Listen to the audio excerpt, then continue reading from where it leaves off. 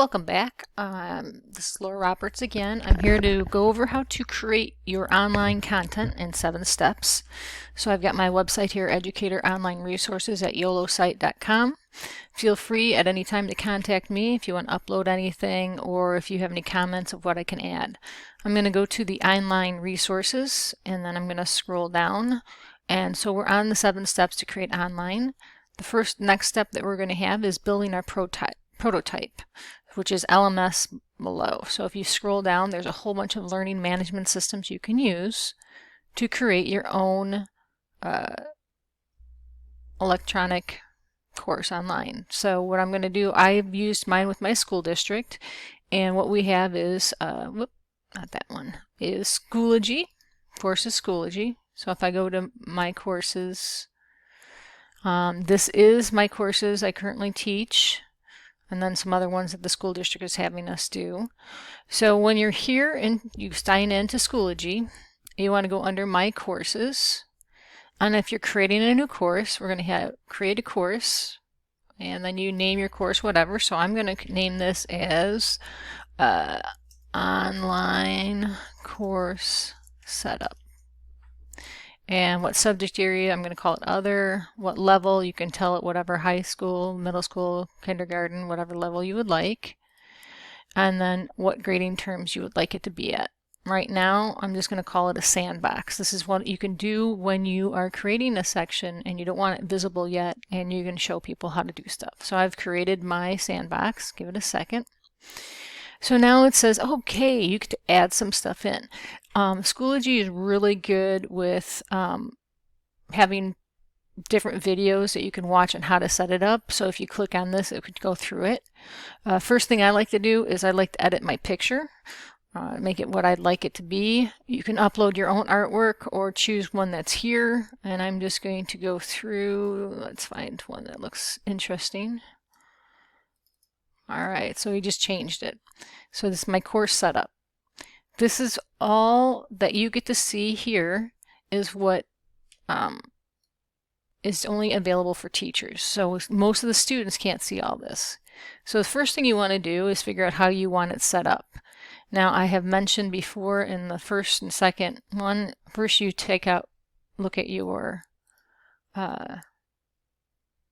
objectives, and then you want to look at how you want to organize yours. So I have mine organized in units and projects, and then I'll probably put up syllabus and midterm. So those are my 4 areas that I'm going to have folders for. Syllabus, so the students can look at it any time, midterm finals, projects, and then units. So when I start in here, I'm going to hit add materials, and I'm going to add a folder for each one. So the first one I'm going to add is, well, I don't need to add a folder for syllabus, but I can just go add my assignment, and it's going to be called syllabus.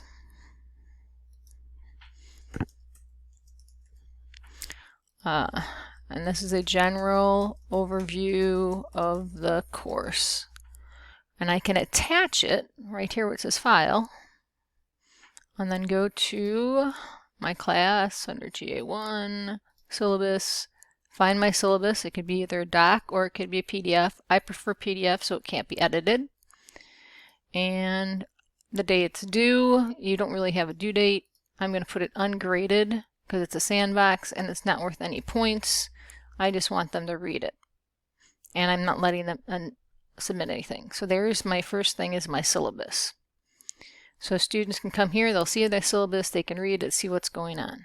Next, I'm going to add my next folder, and I'm going to call this Units. That's where I'm going to keep all the units for the chapters. I'm going to add another folder called Projects. And my last one, I'm going to add a folder, and I'm going to call it Midterm/Finals. So now I've got 3 different folders and my syllabus. This makes it easy for students when they view it that they're only going to see certain things. So I want to make sure that you understand everything on it, what needs to happen. So the first thing you're going to do is you go under Units, and then you're going to upload or add what files you want. So I'm going to add another folder, and I'm going to call it Unit 1.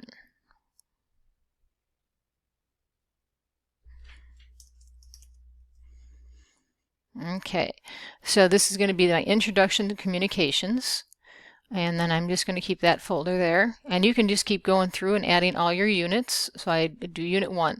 For Unit 1, under each folder, as I've mentioned before, I have it broken down into books and presentations, learning assignments. I also have review games and quizzes. So I'm going to make one that's called Books and Presentations. So I'm going to add a folder, Books and Presentations. I'm going to add another folder, and I'm going to call it Learning Assignments. And I'm going to add another folder, and I'm going to call this Review Games. And I'm going to add another folder and call it Quizzes, or Quiz. I'm going to do this for every single chapter I have. This is how I break mine down. Everybody organizes it differently. So when I go to Books and Presentations and I click on it, I can add material. So I'm just going to add a file or a link. So I click on File, and then I can attach my file, which I'm going to go Desktop, Class. You could see it. Unit 1, Chapter 1, and there's my book. I've got an online book. So I hit Choose, and that's Chapter 1 that is added. So the students can view Chapter 1 after I hit this Add button. It takes a little while for it to upload. You want to keep going through this and upload all your work that you have, and then once you do that, you can view it as a student, which is pretty sweet. Allows you to see what they get to see at their view. Okay, and it looks like I'm having a little trouble with adding it in there, so it's still uploading. Might take a few minutes depending on the internet. There we go. Now I added that in. So there's my book. So if I go under Course Options, you can view, you gotta have a class. I don't have any members in here, but typically I can view it as a student. All right, so there's my syllabus. I'm going to Unit 1. I've got my book. I can also add my presentation. So you can, again, add a file. I'm going to click on the PowerPoint that was sent with it and attach that in there. So now I've got my book and my PowerPoint. The students can use these two as references when they're going through each project. So I'm waiting for it. There we go. So now I've got those two materials in. If I click up here, I go back to my Unit 1. So under Unit 1, I've got books and presentations. Now I'm going to add some learning assignments. This is where you can add a little bit more detail to it. So I'm just going to add one assignment. And this assignment is called Introduction to the Communications. And I want them to make a customer flyer. So here's where I'd put some information or directions.